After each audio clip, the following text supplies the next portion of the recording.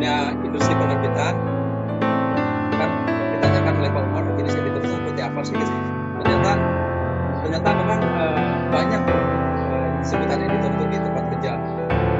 Di kantor saya di TB Press, bukan ini sebutannya gitu ya, ada lagi. Jadi sebutannya itu untuk editor itu namanya ya, untuk mungkin manajer itu ya sebutannya penyunting kepala. Lalu untuk wakil asisten itu wakil penyunting kepala.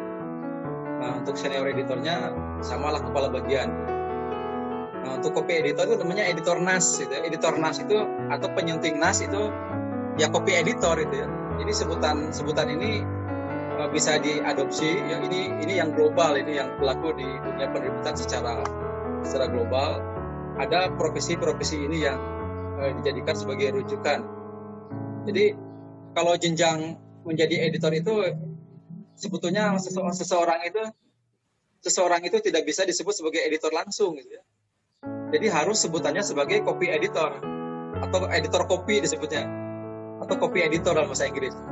Nah, jadi profesi ini sebelum masuk ke jenjang editor tuh harus menguasai dulu, seperti yang tadi Pak Imam ungkapkan, itu medannya medan bahasa gitu ya. Jadi ada penguasaan mekanis, penyuntingan mekanis namanya. Ini yang dilakukan oleh copy editor, jabatan sebagai penyunting naskah gitu, atau editor NAS gitu ya. Nah, ini disebutannya copy editor. Nah, kemudian copy editor ini ya bertanggung jawab hanya dalam hal mechanical editing gitu ya, atau penyuntingan naskah dari sisi mekanis gitu ya. Seperti tadi penggunaan bahasa yang oleh Pak Imam paparkan itu, penggunaan tanda titik, ejaan, penggunaan kata, kelompok kata, kalimat sampai dengan paragraf itu dikerjakan oleh copy editor atau editor NAS. Nah, kemudian ada juga sebutan asisten editor atau sekretaris redaksi lah. Ini yang mengatur keluar masuk naskah ya. Jadi naskah itu masuk sebelum dikerjakan oleh editor akan dicatat dulu oleh sekretaris redaksi atau asisten editor. Dialah yang bertanggung jawab untuk menerima, menyampaikan kabar, bahkan serah terima naskah itu dengan asisten editor. Nah, ada lagi editor di tempat kami yang mengurus hak cipta. Ini kalau di tempat kami namanya akuisisi editor. Dia bertindak sebagai pencari naskah, kemudian mengurus hak cipta, termasuk membuat perjanjian dengan penulis atau pengarang. Itu dilakukan oleh right editor. Nah, baru ada juga yang terakhir itu adalah editor gambar itu ya. Ini pictorial editing, ini berkaitan dengan penyajian gambar. Jadi gambar itu akan disajikan oleh atau diperiksa oleh editor gambar. Itu kalau naskahnya sudah selesai disusun menjadi semacam dummy atau cetak coba, maka yang meneliti itu ada dua orang, ada picture editor, ada juga proofreader atau pembaca huruf. Jadi kalau gambar akan diperiksa oleh editor gambar, kalau huruf akan diperiksa oleh pembaca huruf atau proofreader. Itu kalau naskahnya sudah seluruhnya dikerjakan oleh editor. Nah, jadi ini saling berkaitan antara satu editor dengan editor lain, itu saling berkaitan. Bahkan selain ada panduan untuk memandu bagaimana menyajikan naskah, ada juga SOP atau bukan SOP apa bahasa Indonesia itu POS ya, Prosedur Official Standard. Jadi ada dua panduan yang membuat editor ini menjadi terpandu ya dengan kerjaan mengelola naskah, karena pekerjaan ini menuntut kehati-hatian yang sangat tinggi. Karena salah sedikit saja mungkin bisa berdampak kepada kantor ataupun kepada profesinya. Nah, oleh karena itu di dalam profesi ini, editor yang sudah memiliki jam terbang tinggi, dia akan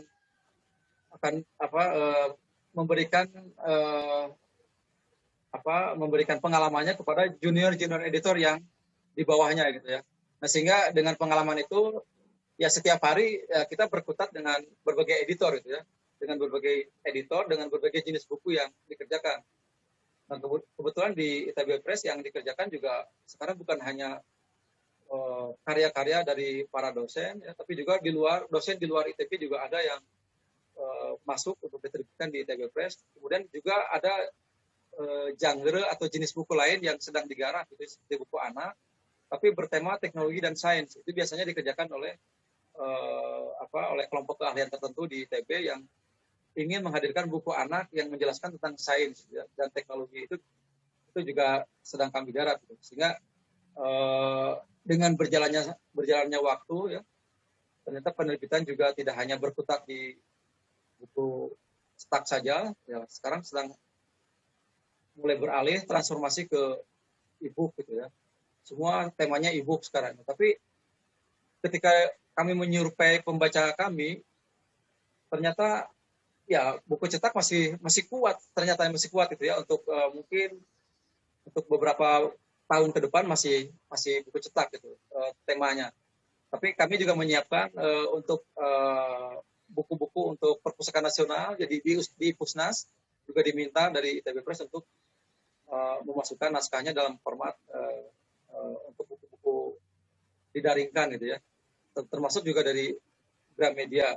Gramedia juga meminta, karena ITB Press itu khususnya dia tidak membuka jaringan pemasaran dengan Gramedia sebetulnya. Tapi karena permintaan dalam format e-book, ya akhirnya kami memenuhi juga, gitu. Tapi kalau untuk cetaknya ya kami memasarkan sendiri, ya. Karena pasar kami mungkin sudah sangat istilahnya kalau orang itu berburu satwa di kebun binatang lah, gitu. ITB Press itu begitu. Jadi naskah itu bukannya kita yang mencari konsumen, itu konsumen yang mencari, gitu, ke kantor atau ke toko buku yang ada di ITB Press. Termasuk menggunakan jaringan toko buku penerbit perguruan tinggi di Indonesia. Jadi pengelola penerbitan di perguruan tinggi membuat jaringan pemasaran yang khusus menjual bersama-sama produknya, itu di sebuah tempat atau dipusatkan di tiap pulau, sampai dari Aceh sampai Papua itu sudah ada jaringan pemasaran buku khusus perguruan tinggi. Nah, jadi memang sangat khas, ya, penerbit ini berbeda dengan anggota IKP. Jadi kami ini memang khasnya ya khas perguruan tinggi, gitu. Jadi buku-bukunya memang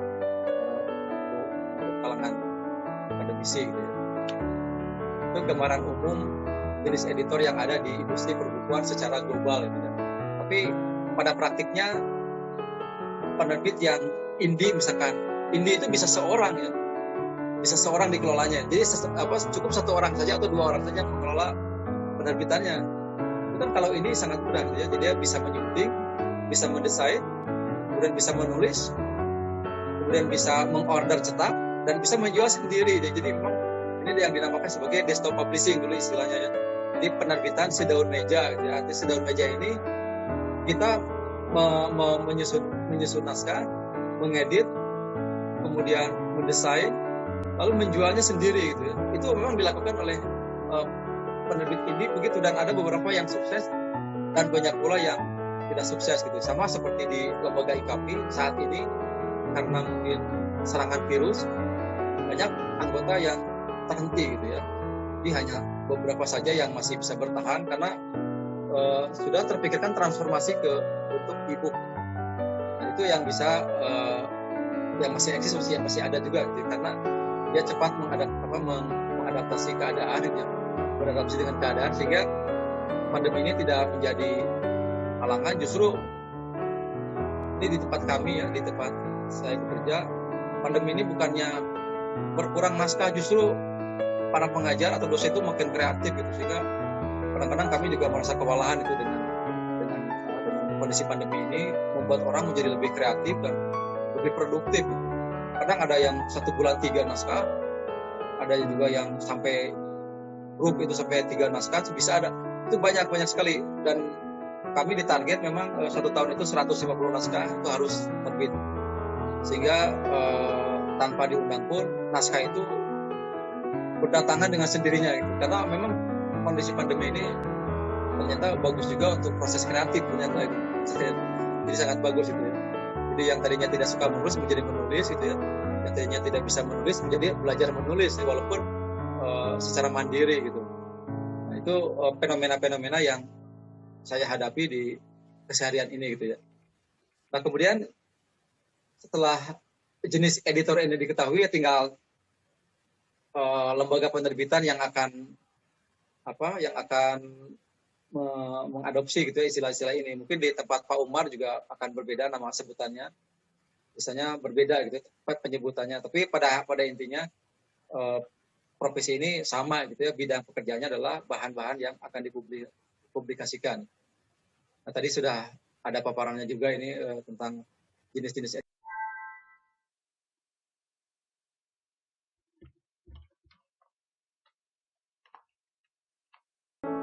editor yang saat ini sedang yang saat ini ada gitu ya. Jadi pemahaman ini memang bisa diadopsi gitu, bisa disederhanakan, bisa juga kalau mungkin lingkup kerjanya lebih luas ya editor ini ada semua gitu, posisi editor ini ada semua.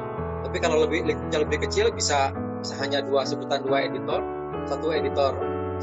satu mungkin asisten editor gitu ya. Asisten editor ini bisa bekerja sebagai merangkap sebagai desainer juga, biasanya begitu. Kalau lingkup kantornya sederhana gitu ya. Tapi kalau lingkup usahanya besar, ini semuanya ada ini. Nah, ini di tempat saya ada semua kebetulan ini jenis-jenis editor ini gitu. Sehingga setiap editor ini ya selalu intens untuk berkomunikasi tiap hari dan selalu mendiskusikan sesuatu yang baru gitu. Apalagi di masa pandemi ini kita bekerja di jadwal gitu ya, berjauhan, dan itu juga kadang-kadang ini memang repot ya. Naskah banyak tapi kerja kita dibatasi. Itu yang menjadi kendala. Tapi ya dengan berkah pandemi ini ya justru bagi sebagian kantor itu tidak ada masalah gitu ya. Tetap saja beroperasi dengan baik dengan protokol yang ketat, dan tempat saya ya seperti berjalan normal saja gitu. Walaupun kita berjauhan gitu ya, seperti inilah gitu. Jadi kita tiap beberapa jam kita berkomunikasi gitu. Terus di tempat orang yang di kantor melaporkan pekerjaan termasuk di bagian percetakan. Nah, ini tetap berjalan seperti biasa.